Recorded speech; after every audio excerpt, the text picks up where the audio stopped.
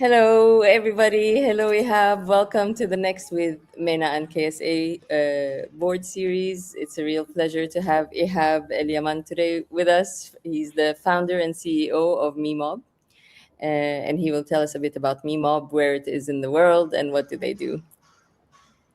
Great, Linda. Thank you so much for having me.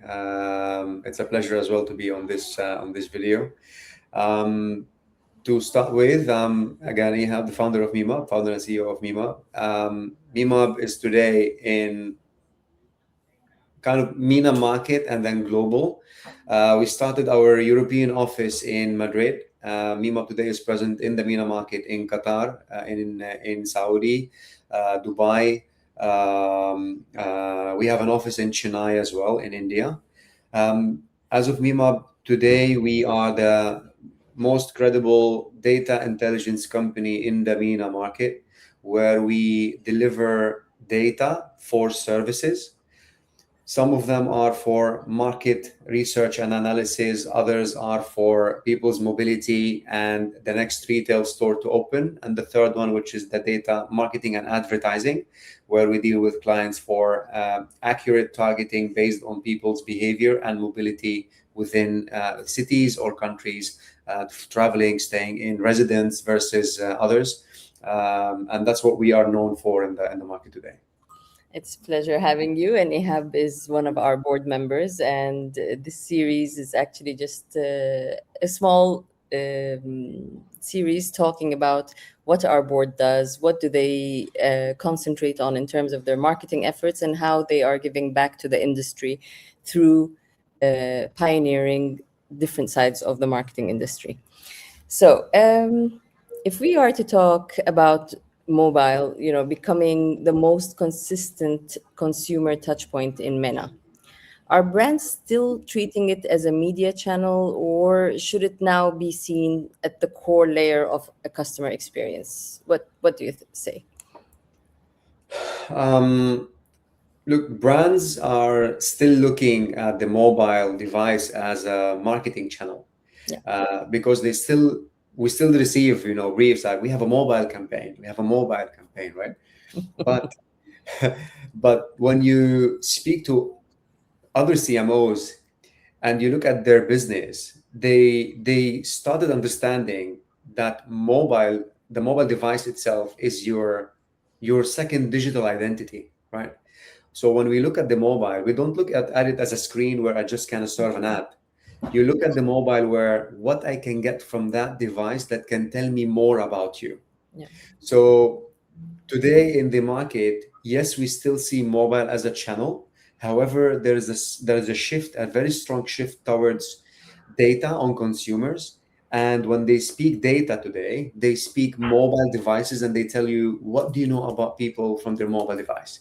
Can you tell me behavior, interest? Did they share with you an age? So to answer it directly, yes, it's still there, but it's moving and it's moving fast because of what AI can deliver. And what AI wants is the data, and what data comes from on people. It's not on a click anymore. It's the actual device that you have in your pocket, on your backpack, in your travel suitcase, with you when you're running. So this kind of information that you get, it's the most valuable thing that we have to look at when we think mobile, when we think that device in the hand of the consumer.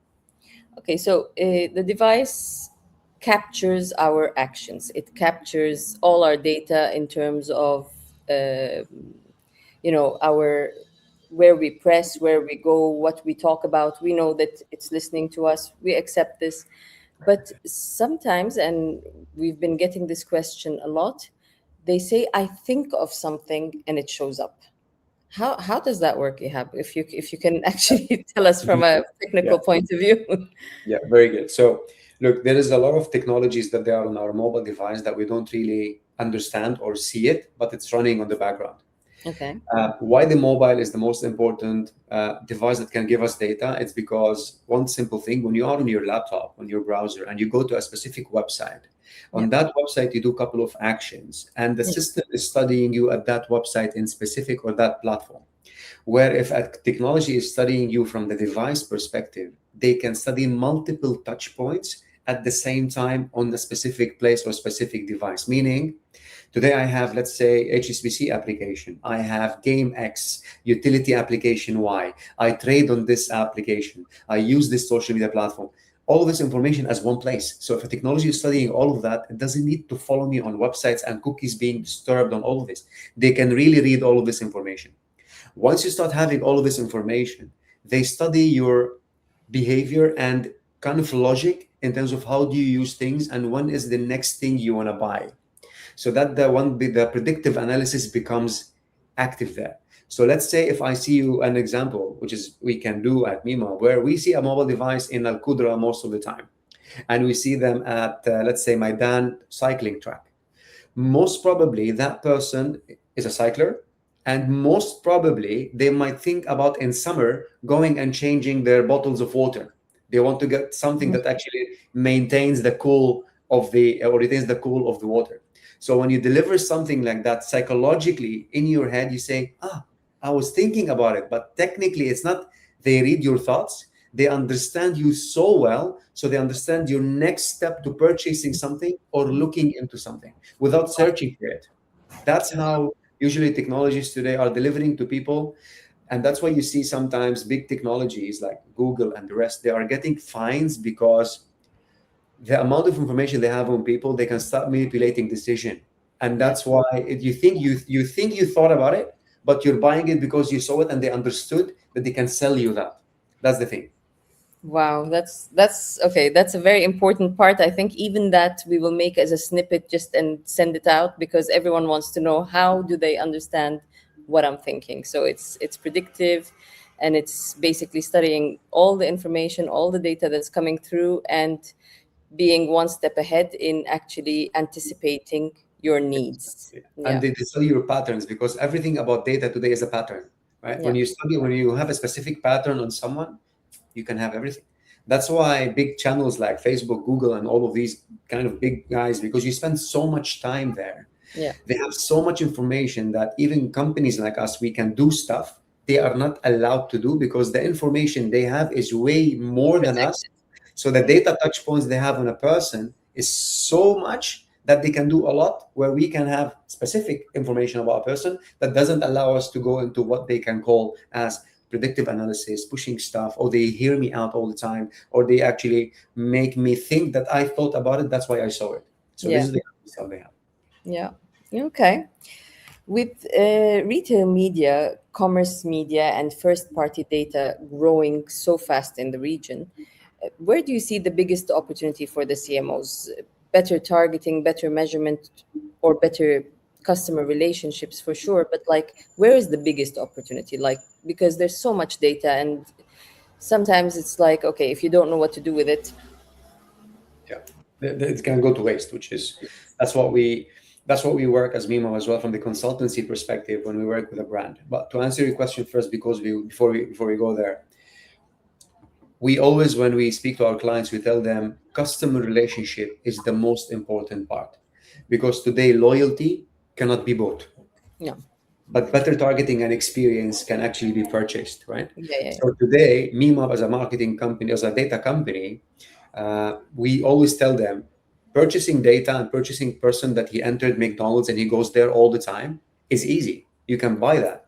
But to convert them, it doesn't require you to have the top-notch data. You have to have the customer relationship and something to entice these people to come to buy from you and to stay with you because yeah, that's where the loyalty sits, which is the loyalty to a brand because they have a very nice customer relationship and they love the brand.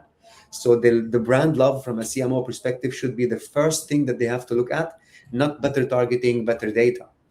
Now, if we look at brands, when they use first party data, which you got me as a first entry, right? Which is MEmob's delivery, is like I get you customers to engage with you. Now it's your job. yeah, That's why when you are wearing the data hat, it's very difficult when you speak to a client because he tells you you have the most accurate data you have to convert. I was like, but I am someone today that I love Under Armour. yeah. If you pay me, I will not pay Nike. I will get Nike as an example for workout, but I will get them for running as an example. Okay. So if you are someone sitting at Nike and I deliver to you Ihab's data to sell them training shoes, Hmm. Ihab will never buy it.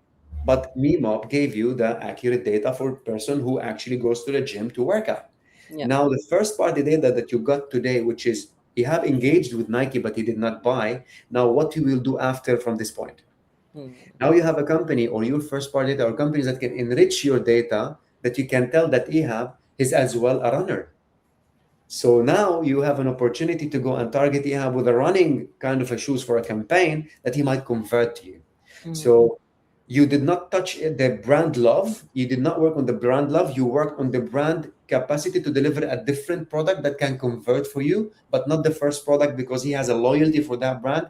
He tested it. He likes it. It's very famous. He feels comfortable. So brand loyalty and really focusing on customer relationship is what will deliver to the brands, nothing else. Because better targeting, it doesn't mean that you're going to get the customer, because No. you have a price sensitivity, you have the feel. It's a lot of points that you have to focus on as a CMO before you go and say, I want to do a marketing campaign.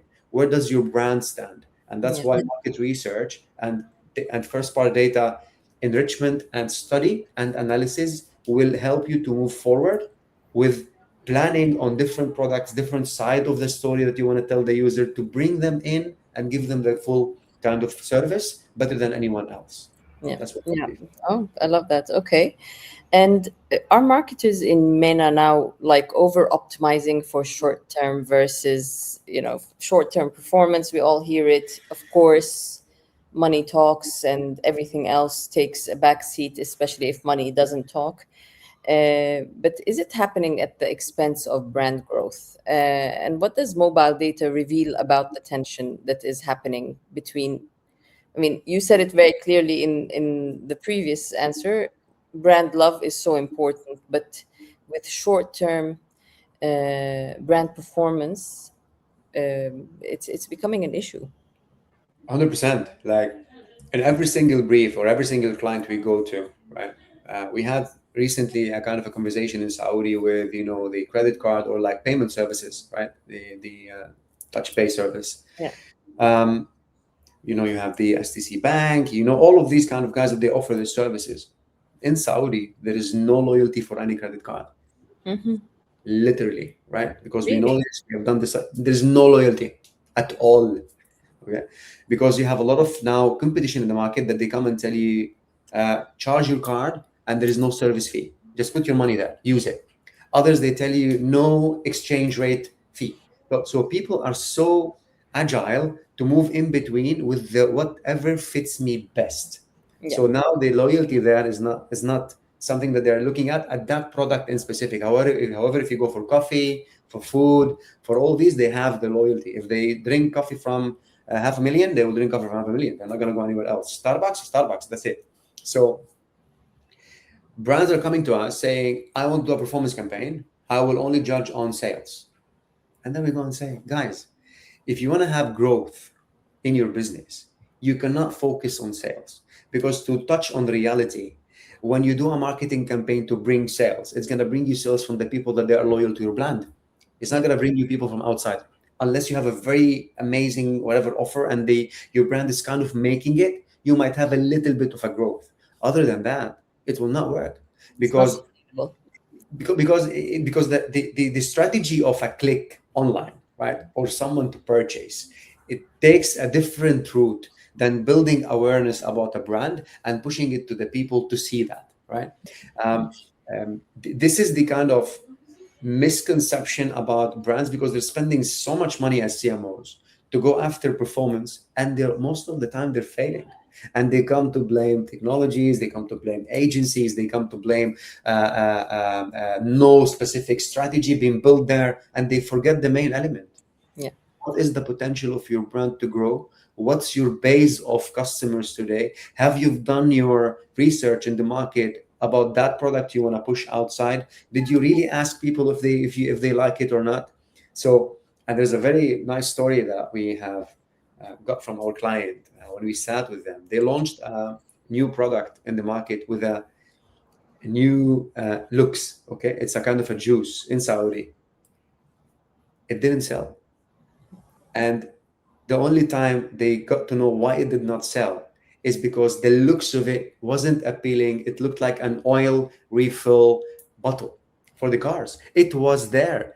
How did they get to know about this? When they went into the social channels to check how people are speaking about this launch and the product itself, was like, oops, we did Why it did you wrong. test it? Like that's Exactly. And why you didn't ask? Like, you have a lot of platforms that they can do market research, they can do questionnaires, they can do focused groups, right? Because us as well, we do something similar, but that's what the discussion came in, because we had a platform for that. I was like, if you just asked and you've done this, you could have like avoided such a avoid all this spend as well, and the backlash, right? I was like, guys, what happened to you, you know? So this kind of stuff, and they wanted to go for performance, of course, you know, to sell and it was a big mess. But the thing is, performance campaigns can go for the loyal people. Like, let's say if I am a McDonald's eater and I have McDonald's first party data, if you go after your people with an offer, you can expect from them to come and convert because you're giving them something nice. They know your brand. Performance campaigns would work. Short term, it will give you that growth, right? It will give you from your people in terms of like your low and your EBITDA. Let's do an offer, you'll get your money. But to get people from Hardee's, from Papa John's, from wherever to come and buy McDonald's, you need to do more than a kind of a campaign. I model. want to sell. You have to Yes. go for, you know, give them the product, understand them, optimize the product, optimize the message, and then go for the performance part. Mhm. But again, it's a kind of a circle where they tell you, but you want to do sales. I was like, yeah, but you're forgetting that you need to invest to get Yeah. sales, Yeah. right? But Yeah. you're not investing anymore. You want to go for sales immediately because you want to cover yourself before your boss come and ask you what we do in terms of numbers. It's a vicious circle that they go after each other around that. And this thing is not helping, Linda, is that the tracking tools, they're not being honest, right? Really? Oh God, I can give you an hour session of how the platforms are tracking conversions, who is actually taking it, how it's being duplicated across different channels, who gets to say yes or no, looking at the back end from Adjust or Kochava, seeing the fraud text, fraud kind of level, coming even from the Google and from the Meta itself, right? The bots that are living there. There is a huge, it's a complete big conversation about the fraud and how you really look at performance and what is working and what's not, and the duplicated sales. Like at some point, you might see the same person who bought on Meta is the same conversion on Snapchat or on Mm, Google because they mm. take it from each other in a very technical, kind of simple way. And So, so, when you, so the attribution is really becoming a questionable.